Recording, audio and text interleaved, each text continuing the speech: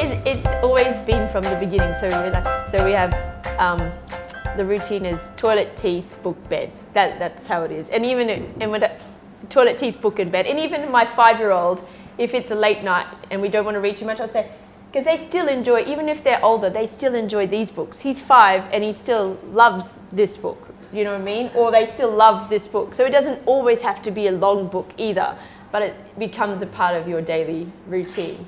So they won't go to sleep unless they've had a book now, because they know where's my book? We haven't read a book. No, just a short.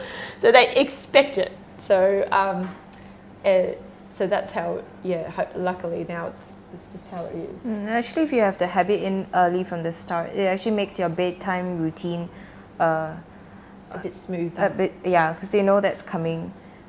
Expect it.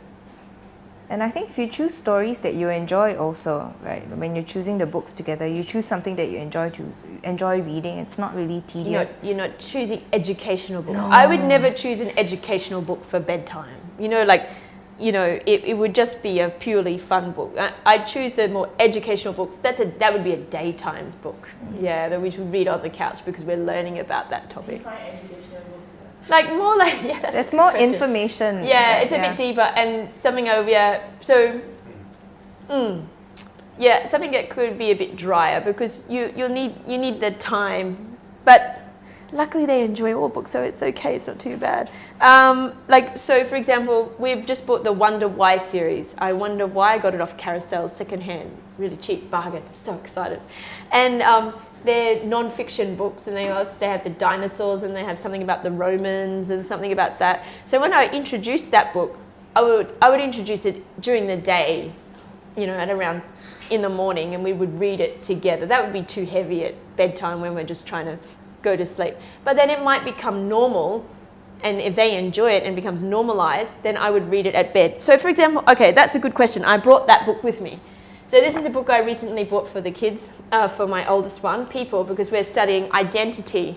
So this is more it's not a bed, I wouldn't use this at bedtime because it's a little bit long. And the little one, because I've got 2 at the same time, wouldn't be able to handle that at all. So this is what I introduced to my oldest son, because that's what we're talking about, all about me. So what language do I speak? Where do I come from? And that's an excellent book. I love this book.